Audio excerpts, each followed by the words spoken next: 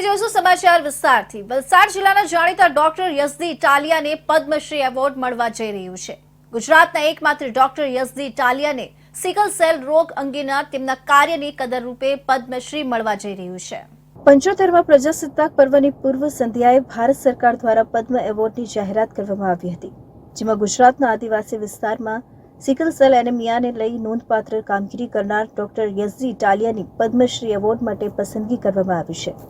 દેશમાં નિસ્વાર્થ ભાવે દેશના લોકો માટે લાંબા સમયથી સેવા આપનાર દેશના 34 સન્માનિત વ્યક્તિઓને પદ્મ એવોર્ડની જાહેરાત કરવામાં આવી હતી।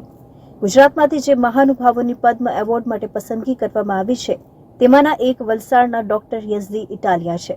પદ્મશ્રી માટે પોતાના નામની જાહેરાત થતાં જ યઝદી ઇટાલિયાની આંખો ખુશીના આંસુથી છલકાઈ હતી। વલસાડના ડોક્ટર યઝદી ઇટાલિયા અને તેમના મિત્રો સાથે મળીને વલસાડ રક્તદાન કેન્દ્રની સ્થાપના કરી હતી। વલસાડ રક્તદાન કેન્દ્ર ખાતે ડોક્ટર યઝદી ઇટાલિયા વિવિધ જાતિઓના લોકોના લોહીની ચકાસણી અને ટેસ્ટિંગ કરતા રહેતા હતા, જે દરમિયાન એક વ્યક્તિને ટૂંકા ગાળામાં લોહીની ઉણપ થયેલી જોવા મળી હતી। વારંવાર વ્યક્તિને કમળો જેવી બીમારીથી પીડાવવું પડતું હતું, જેનું લોહી ટેસ્ટ કરતા સિકલ સેલ ડિસીઝ તરીકે ડોક્ટર યઝદી ઇટાલિયાએ ઓળખી બતાવ્યું હતું, જે બાદ વધુ ઊંડાણમાં ચેક કરતા વલસાડ જિલ્લામાં ડોડિયા પટેલ જાતિમાં વારસાગત રોગ હોવાનું સામે આવ્યું હતું। Doctor Yazdi Italia sickle cell ઉપર અંકુશ લાવવા પ્રયાસો શરૂ કર્યા હતા। તત્કાલીન મુખ્યમંત્રી નરેન્દ્ર મોદીને સિકલ સેલ અંગે જાણકારી મળતા લોકોને બચાવવા યથાર્થ પ્રયાસો કરવા છૂટ આપી હતી। ये एक काम अकेला यज़दी इटालिया नहीं कर सकता है। ये काम करने में मेरी पूरी टीम ने काम किया है। तो मैं ऐसा मानता हूँ कि ये अवार्ड व्यक्तिगत रूप से मुझे मिल रहा है, लेकिन ये मेरे पूरी टीम के लिए है। वलसाड रक्तदान केंद्र की पूरी टीम, यानी कि उनके ट्रस्टीज और उनके जो मेरे साथी कार्यकर हैं, वो सब लोग ने बहुत मेहनत की है। सरकार ने हमें बहुत साथ सहकार दिया है। दुनिया में ऐसा काम किधर हो नहीं रहा है सिकल सेल के बारे में, जो भारत में हो रहा है। मुफ्त ट्रीटमेंट मिल रही है, डायग्नोसिस विलेज लेवल पे हो रहे हैं, ट्रीटमेंट हो रही है, काउंसलिंग हो रहा है, और हम उसके आगे जाके ऐसा उसको सिकल सेल डिजीज वाला को कंट्रोल करने के लिए वो प्रीनेटल डायग्नोसिस जो कहते हैं, मोलेकुलर बायोलॉजी लेवल पे हम काम कर रहे हैं। ડોક્ટર યઝદી ઇટાલિયાએ પ્રથમ વખત સિકલ સેલથી પીડાતા યુવક યુવતીઓએ એકબીજા સાથે લગ્ન ન કરી શકે, જેની જાગૃતિ આપવામાં આવી હતી। સિકલ સેલને વધુ ફેલાતી અટકાવવા ડોક્ટર યઝદી ઇટાલિયાએ ઘણા પ્રયાસો કર્યા હતા। આ સેવાને ધ્યાને રાખીને ભારત સરકારે પદ્મશ્રી એવોર્ડથી સન્માનિત કરવાનો નિર્ણય કર્યો હતો, જેને લઈને વલસાડ જિલ્લા અને આજુબાજુના વિસ્તારો, નવસારી અને ડાંગ જિલ્લાના આદિવાસી સમાજના લોકો અને સ્થાનિક લોકોમાં પણ ખુશીની લહેર જોવા મળી છે।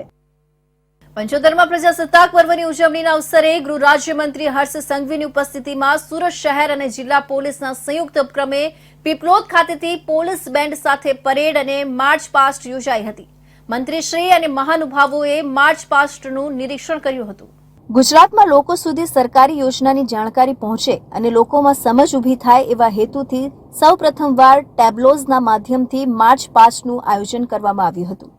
સરકારના વિવિધ વિભાગોએ ટેબલો પ્રદર્શન કરી સરકારની યોજનાઓની ઝાંકી કરાવી હતી। પરેડમાં પોલીસ બેન્ડની મધુર સુરાવલીને ઉપસ્થિત સૌએ માણી હતી।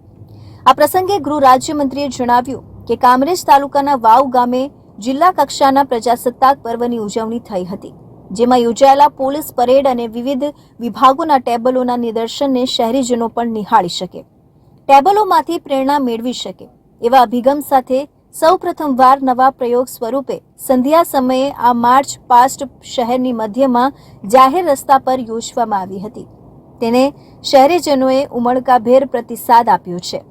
ટેબ્લોઝના માધ્યમથી કેન્દ્ર અને રાજ્ય સરકારની યોજનાઓનું વિશે જ્ઞાન અને સમજ મેળવી શકે એવો પણ હેતુ હતો, એમ જણાવી તેમણે ઉમેર્યું કે એકતા અને અખંડિતતાની ભાવના સમગ્ર દેશમાં ગુંજી રહી છે, ત્યારે દેશના બંધારણના મૂલ્યો પ્રત્યે પ્રતિબદ્ધ બનવા અને લોકશાહીને વધુ મજબૂત બનાવવા આહ્વાન કરી રાજ્યના નાગરિકોને ગણતંત્ર દિવસની સૌને શુભકામનાઓ પાઠવી હતી। 26મી જાન્યુઆરીએ વહેલી સવારે ગુજરાતભરમાં ગુજરાતના નાગરિકો પ્રજાસત્તાક પર્વની ખાસ કરીને ઉજવણી ગામે ગામ અનેક શહેરોમાં ખૂબ મોટા પાયે કરવામાં આવી।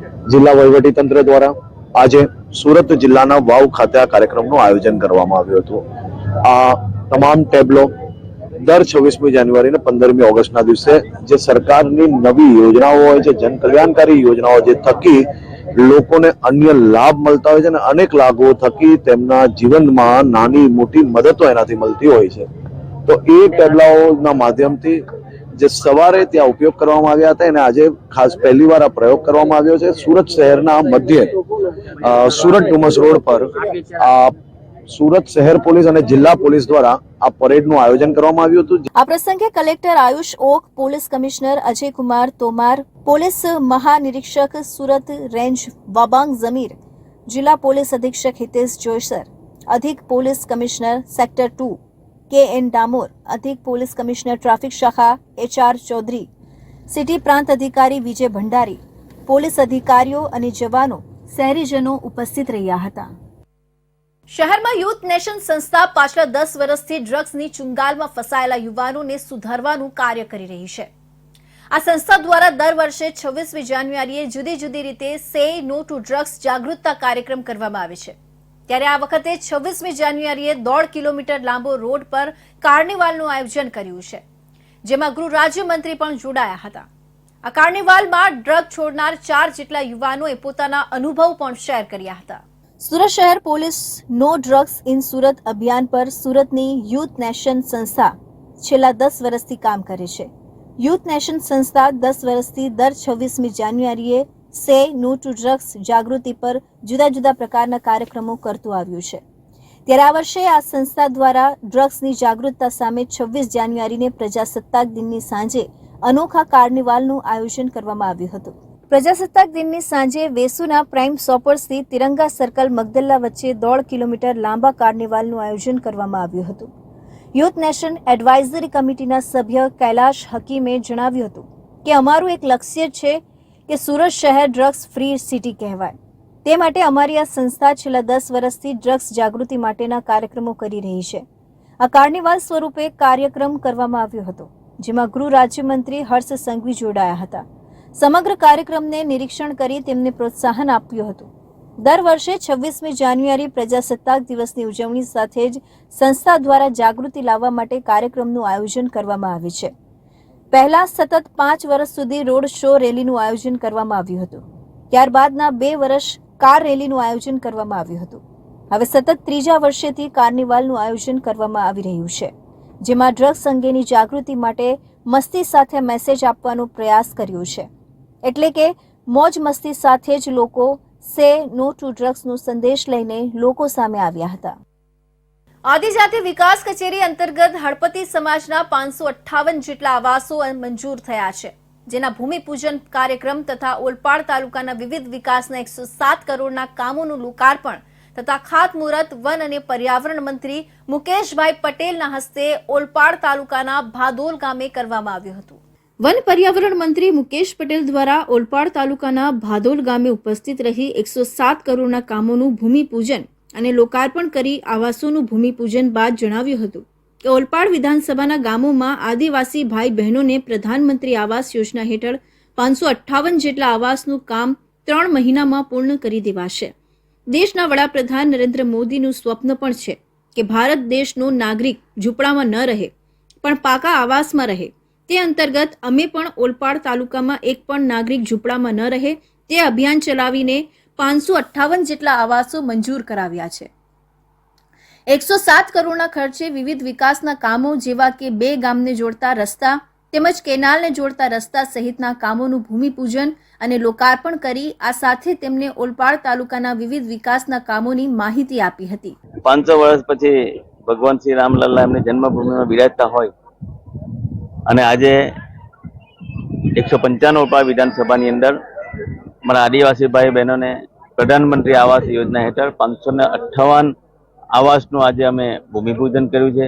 મારા આદિવાસી લોકો એક પણ ઝૂંપડામાં ના રહે અને દેશના વડાપ્રધાન નરેન્દ્રભાઈ મોદી સાહેબનું સ્વપ્ન એક પણ ભારત દેશનો નાગરિક ઝૂંપડામાં ન રહે.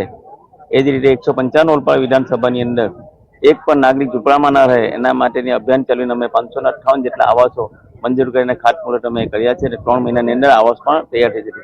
સાથે સાથે 160 કરોડના અલગ અલગ કામોનું પણ આજે અમે ભૂમિપૂજન કર્યું છે, લોકાર્પણ કર્યું છે.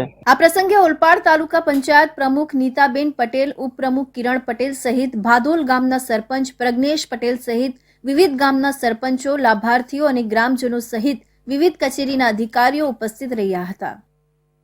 તાપીના ડોલવડ તાલુકા મથક ખાતે હાઈકોર્ટના ચીફ જસ્ટિસ સુનીતા અગ્રવાલના હસ્તે નવનિર્મિત સિવિલ કોર્ટ બિલ્ડિંગનું લોકાર્પણ કરી શુભારંભ કરવામાં આવ્યું હતું.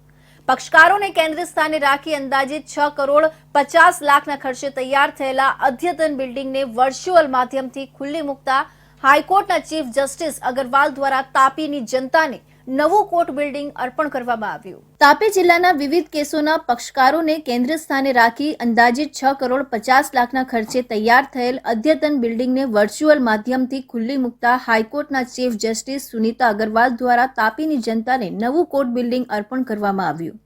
મુખ્ય અતિથિ એવા એડમિનિસ્ટ્રેટિવ જજ of the district Aniruddha P માઈએ બાર એસોસિએશન અને સિનિયર વકીલો સહિત પક્ષકારોને સંબોધતા જણાવ્યું હતું કે સરકારના માર્ગ અને મકાન વિભાગ દ્વારા આ બિલ્ડિંગ સુવિધાસભર બનાવવામાં આવ્યું છે. સાક્ષીઓને ઊભા રહેવું ન પડે. વધુમાં પક્ષકારો સુમેળભર્યા વાતાવરણમાં સમાધાન કરવા ઈચ્છે છે તો તે માટે અલગથી મીડિયેશન સેન્ટર પણ બનાવવામાં આવ્યું છે.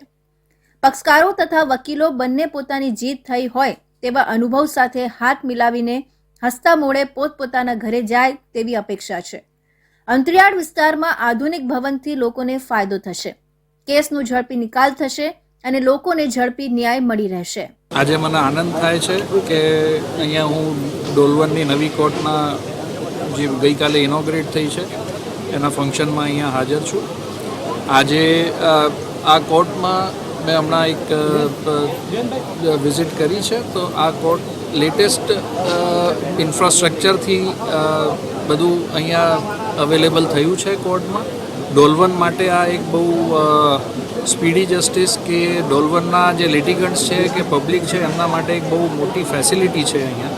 ડિસ્ટ્રિક્ટ જજ એન.બી. પીટવાએ જણાવ્યું હતું કે આ નવનિર્મિત ન્યાય મંદિરમાં સીસીટીવી સેવા કેન્દ્ર, conference room, bar room, library, bank, post office, સ્ત્રી પુરુષ માટે પ્રસાધન રૂમ, વિકલાંગ પક્ષકારો માટે અલાયદો પ્રસાધન રૂમ બનાવવામાં આવ્યું છે.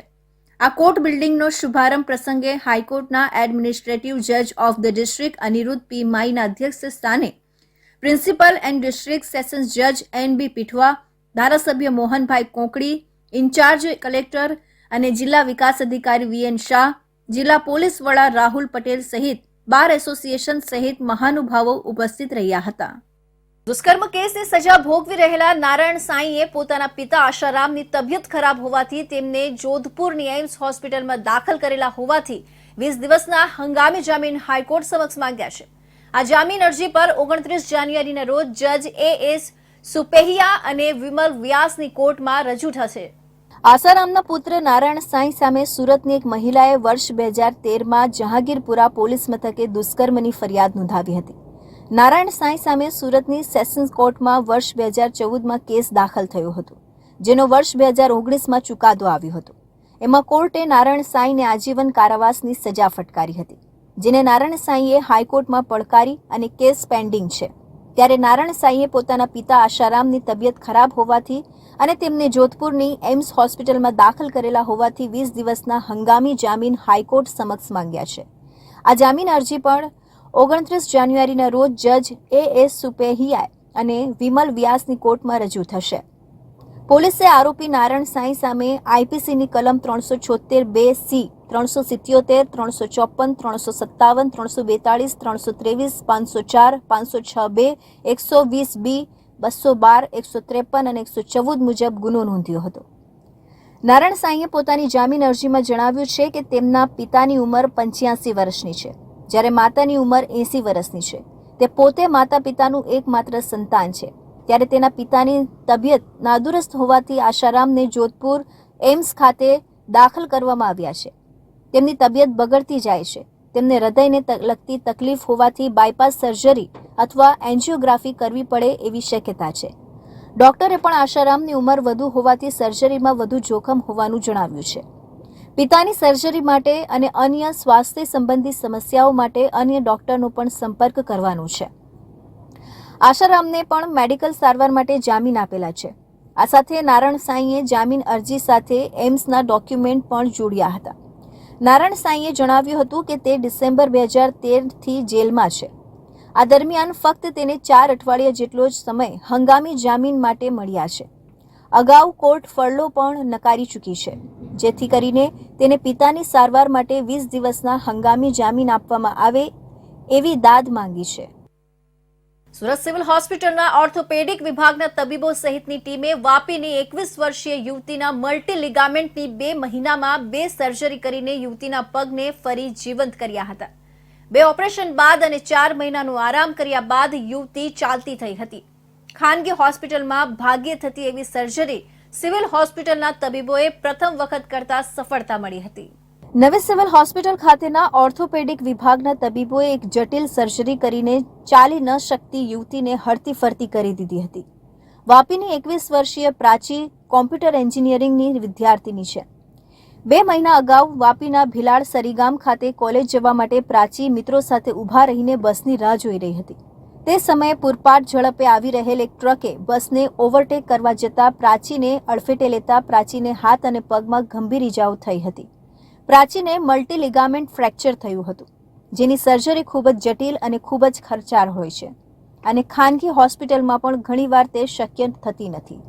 આ સર્જરી સિવિલના ઓર્થોપેડિક વિભાગમાં કરવામાં આવી હતી. આ અંગે સિવિલ હોસ્પિટલના ઓર્થોપેડિક વિભાગના એસોસિએટ પ્રોફેસર અને ડોક્ટર સ્વપ્નિલે કહ્યું કે પ્રાચીને જ્યારે સિવિલમાં લાવવામાં આવી હતી ત્યારે તે મલ્ટી લિગામેન્ટ ફ્રેક્ચરના કારણે ખૂબ જ પીડા અનુભવી રહી હતી. પ્રાચીને ચાલતી કરવા માટે તબીબોની ટીમ દ્વારા 6 મહિના સુધી સારવાર કરવી પડી હતી. જૂન મહિનામાં પહેલી સર્જરી અને 2 મહિના બાદ ઓગસ્ટ મહિનામાં બીજી સર્જરી કરવામાં આવી હતી. 2 ઓપરેશન બાદ તબીબોએ પ્રાચીને 4 મહિનાનો આરામ કરવા કહ્યું હતું. હાલ તેની ચાલતી થઈ જતા માતા પિતાના આંખોમાં હર્ષના આંસુ હતા. ત્યારે તબીબોની મહેનત રંગ लावता तबीबों पण आनंद अनुभवी रहा था. 21 वर्षीय प्राची पटेल हमारे पास 2023 में जून में आए थे. वलसाड़ से रेफर किया गया था उनको 3 हड्डियों में फ्रैक्चर थी और घुटने में मल्टी लिगामेंट इंजरी थी.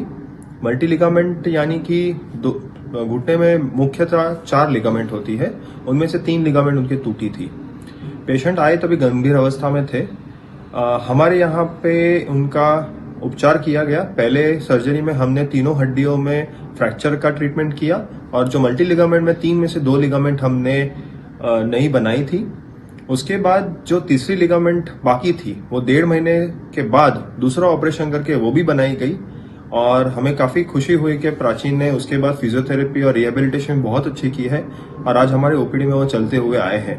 तो इसका श्रेय मैं पूरे अपने ऑर्थोपेडिक डिपार्टमेंट की टीम को देना चाहूँगा और पेशेंट और उनके पेरेंट्स को देना चाहूँगा. ઓર્થોપેડિક વિભાગના ડોક્ટર સ્વપ્નિલે જણાવ્યું કે પ્રાચીને હાથના ભાગે, થાપાના ભાગે અને ગૂંઠણના નીચેના ભાગે મળીને 3 ફ્રેક્ચર હતા. આ ઉપરાંત 4 લિગામેન્ટ પૈકી 3 લિગામેન્ટ ફાટી ગયા હતા. લિગામેન્ટની ગાદી પણ ફાટી ગઈ હતી, જેથી જૂન મહિનામાં ઓર્થોપેડિકના તબીબની ટીમ દ્વારા પહેલું ઓપરેશન હાથ ધરવામાં આવ્યું હતું, જેમાં હાથના, થાપાના અને ગૂંઠણના નીચેના ભાગે થયેલા ફ્રેક્ચરની સર્જરી તથા 3 લિગામેન્ટ પૈકી 2 લિગામેન્ટના દૂરબીનથી મદદથી ઓપરેશન ઉપરાંત ગાદીને ટાંકા લઈને સાંધવામાં આવી હતી. પહેલું ઓપરેશન પછી 2 મહિનાના આરામ બાદ ફરી બીજું ઓપરેશન હાથ ધરવામાં આવ્યું હતું, જે ગૂંઠણના ભાગે મુખ્ય લિગામેન્ટ કહેવાતા પીસીએલ લિગામેન્ટનું દૂરબીનના મદદથી ઓપરેશન કરાયું હતું. 2 ઓપરેશન બાદ તેણીને 4 મહિનાનો આરામ અપાયો હતો. ત્યારે હાલ પ્રાચી હરતી ફરતી થઈ શકી છે. 75માં ગણતંત્ર દિવસ નિમિત્તે નાગસેનગર બુદ્ધ વિહાર નિઃશુલ્ક શૈક્ષણિક ક્લાસ દ્વારા સાંસ્કૃતિક કાર્યક્રમ રાખવામાં આવ્યો હતો. આ કાર્યક્રમમાં ઝોન 4 ડીસીપી વિજયસિંહ ગુર્જર, મહારાષ્ટ્રના તહેસીલદાર પ્રતિક અઢાવ ઉપસ્થિત રહ્યા હતા. ક્લાસના વિદ્યાર્થીઓએ સાંસ્કૃતિક કાર્યક્રમ યોજી ગણતંત્ર દિવસ વિશે લોકોને માહિતગાર કર્યા હતા. 75માં ગણતંત્ર દિવસની દેશભરમાં ધામધૂમથી ઉજવણી કરવામાં આવી હતી. ત્યારે નાગસેનગરમાં ચાલતા બુદ્ધ વિહાર શૈક્ષણિક ક્લાસ દ્વારા ભવ્ય સાંસ્કૃતિક કાર્યક્રમનું આયોજન કરવામાં આવ્યું હતું. કાર્યક્રમના અધ્યક્ષ તરીકે ઝોન 4 ડીસીપી વિજયસિંહ ગુર્જર ઉપસ્થિત રહ્યા હતા. હજારોની સંખ્યામાં ઉપસ્થિત લોકોને સંબોધિત કરીને લોકોમાં સામાજિક જાગૃતિ લાવી હતી.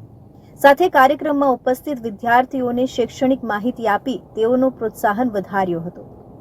આ કાર્યક્રમમાં માત્ર 24 વર્ષની ઉંમરમાં બનેલા મહારાષ્ટ્રના તહેસીલદાર પ્રતિક અઢાવ મુખ્ય અતિથિ તરીકે ઉપસ્થિત રહી विद्यार्थियों ने शैक्षणिक क्षेत्र मार्गदर्शन पूरू पाड़્યું હતું। आज रिपब्लिक डे का आयोजन किया था। इधर संविधान का प्रचार प्रसार का कार्यक्रम था, तो उस कार्यक्रम में मैं उपस्थित हुआ। अभी कार्यक्रम तो बहुत बढ़िया रहा। इधर बहुत बड़ा आयोजन किया गया था, सब बहुत लोग उपस्थित थे। इधर आके मुझे बहुत अच्छा लगा, लोगों का भर भर के प्यार मिला, लोगों ने बहुत प्रोत्साहित किया।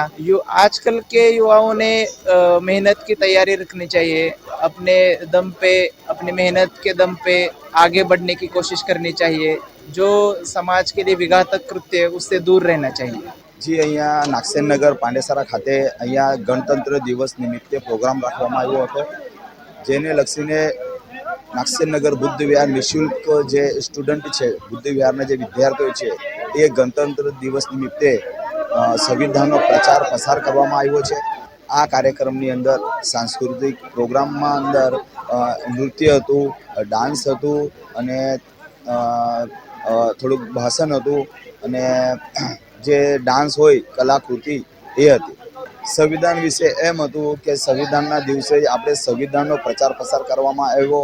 જે મુખ્ય મહેમાન હતા એમણે પણ સંવિધાન વિશે જાણકારી આપી અને લોકોને સમજ પાડી કે સંવિધાનના કેટલા બધા જે કાયદાઓ છે તે લોકોને શું ફાયદો થાય છે એની જાણકારી આપી। બુદ્ધ વિહાર શૈક્ષણિક ક્લાસ દ્વારા સુરતના સેંકડો બાળકોનું શારીરિક, શૈક્ષણિક અને બૌદ્ધિક વિકાસનું કાર્ય વિનામૂલ્યે કરે છે અને ગરીબ, દલિત અને નિસહાય બાળકોમાં પ્રતિભા નિખારવાની કામગીરી કરવામાં આવે છે।